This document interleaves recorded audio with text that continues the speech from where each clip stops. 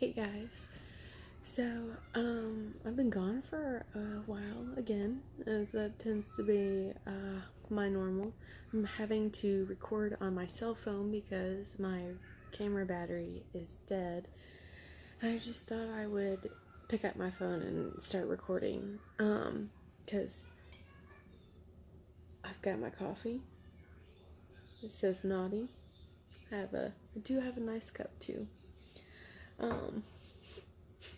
Sorry. Lily is in the living room watching Sesame Street right now.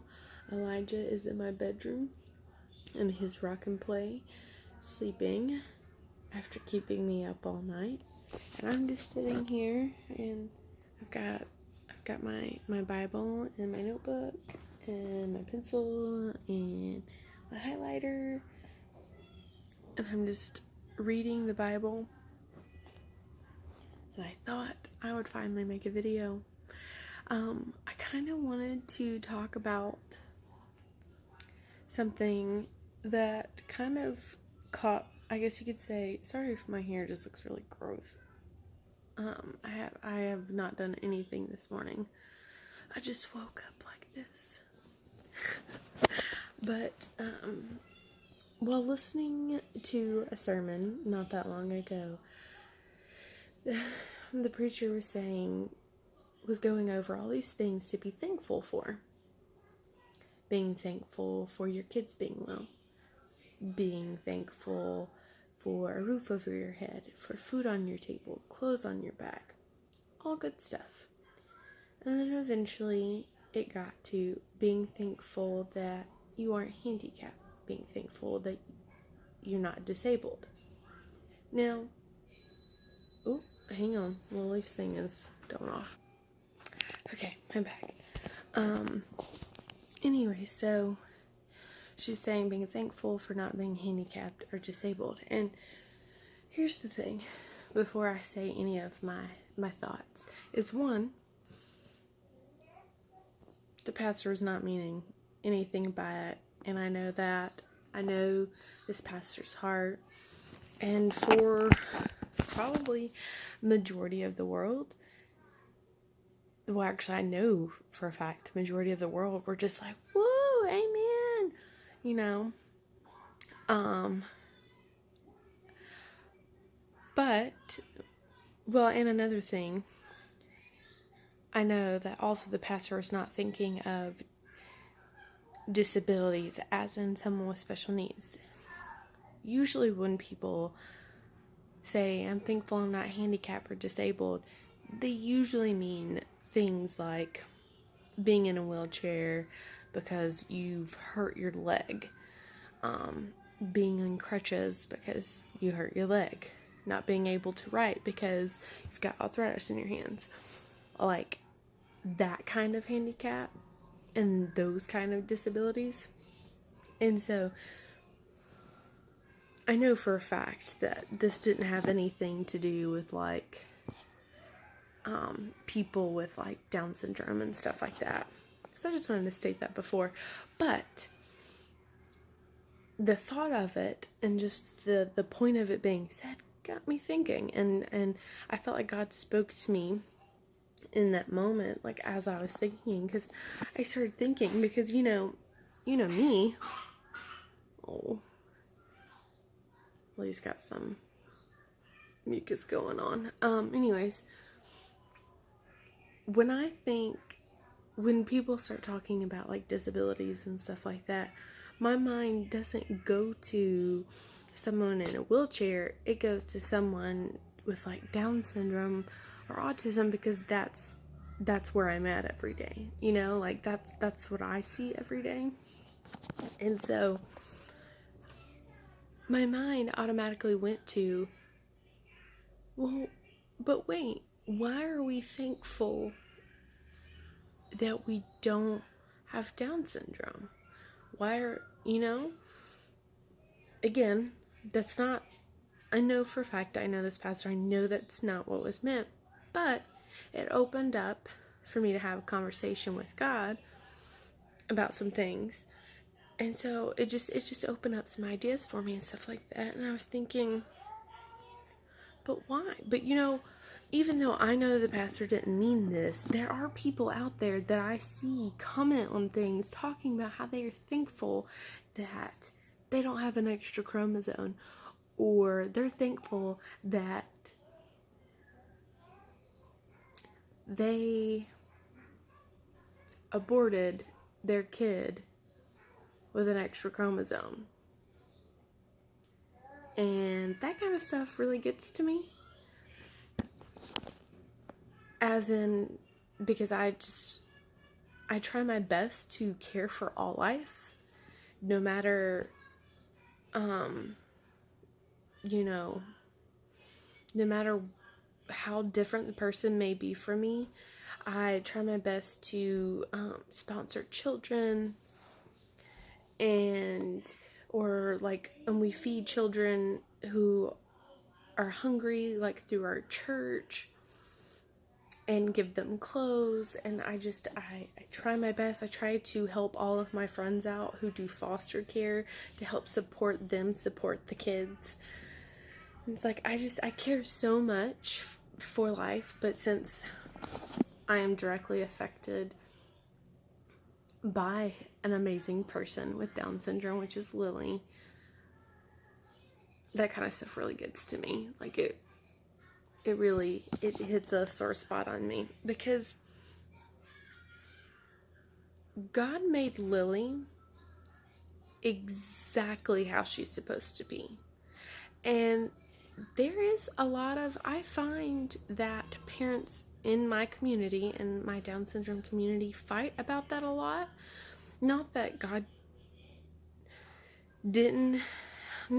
made a mistake, but that they wonder why God allowed it. And they also talk about if you could take away the Down syndrome, if science, modern medicine came up with a way to be able to remove the Down syndrome from a person, from your child, would you do it? Like, that's a big, sensitive, sore spot conversation that gets talked about every once in a while.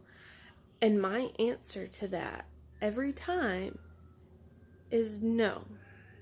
Now, would I take away low muscle tone, or just some of the other difficulties that are sometimes associated with Down syndrome, some of the delays, or just the struggles that come with low muscle tone and stuff like that?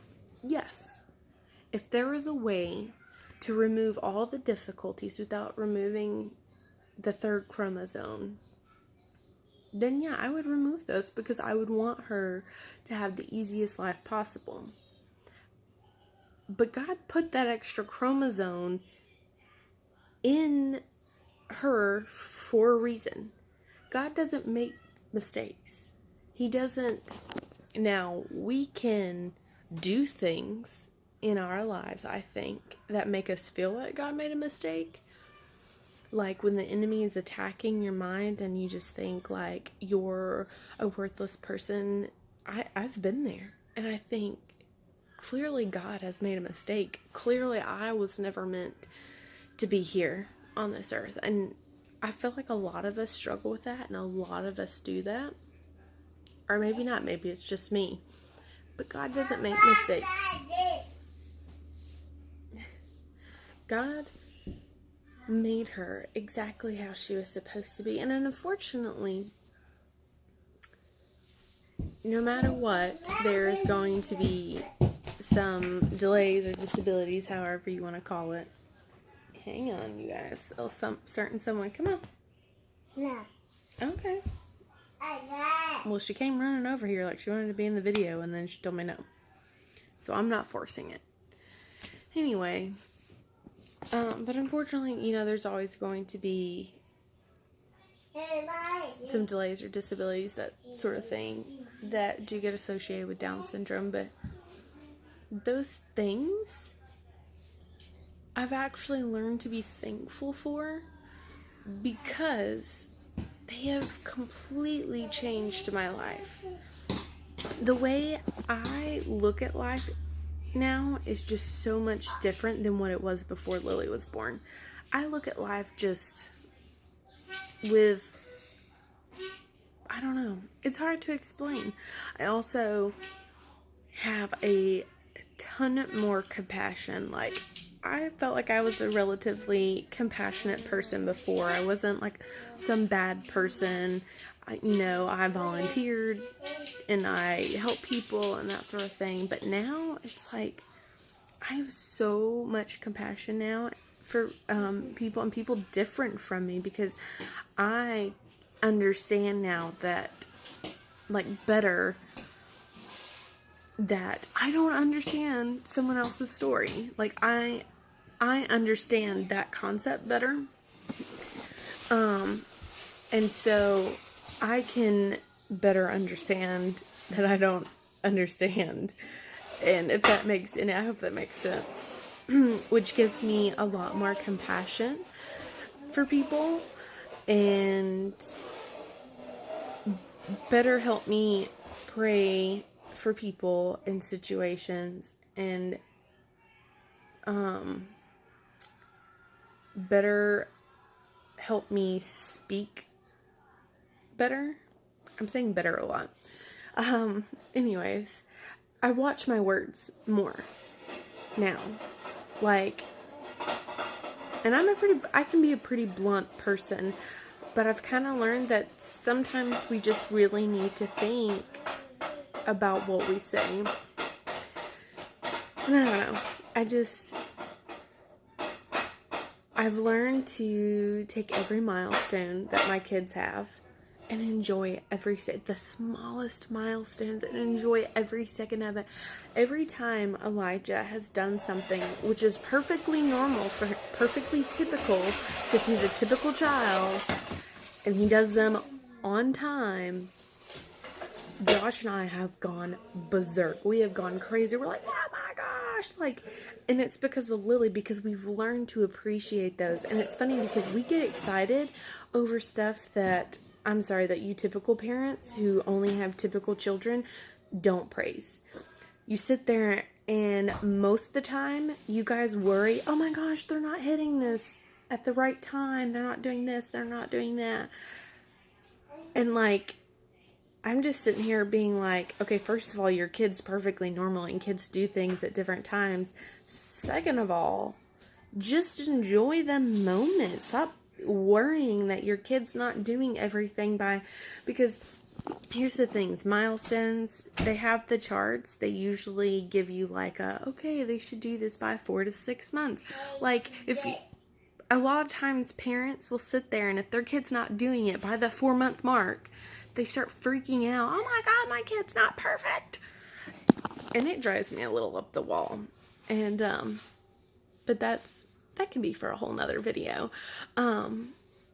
Like, enjoy these moments, enjoy those milestones, and enjoy your kids, enjoy life. Life is hard. Life is so hard, especially for someone who struggles, who has disabilities. But Lily wakes up with a smile on her face every day. And if she gets frustrated, she comes to me, she comforts with me, and she decompresses, and then she goes back and she does it again. She tries it again. And that's what life is about. Is us grabbing life by the horns and living life fully and doing what God has called us to do and sharing His glory and being hope and being happy, and which is really hard too for someone like myself who struggles with their emotions, and so that's, I don't know if this video made any sense, but I wanted to make it. I wanted to let you guys hear a little bit of maybe a different perspective. Lily has found catchphrase. This is my life, y'all, and Elijah's starting to wake up, so I gotta let you guys go, but I hope you guys enjoyed this little bit of a perspective change, or thought change. I guess you don't have to change your thoughts. I just thought I would offer a bit different perspective to that. I hope that you guys have a great day, and God bless.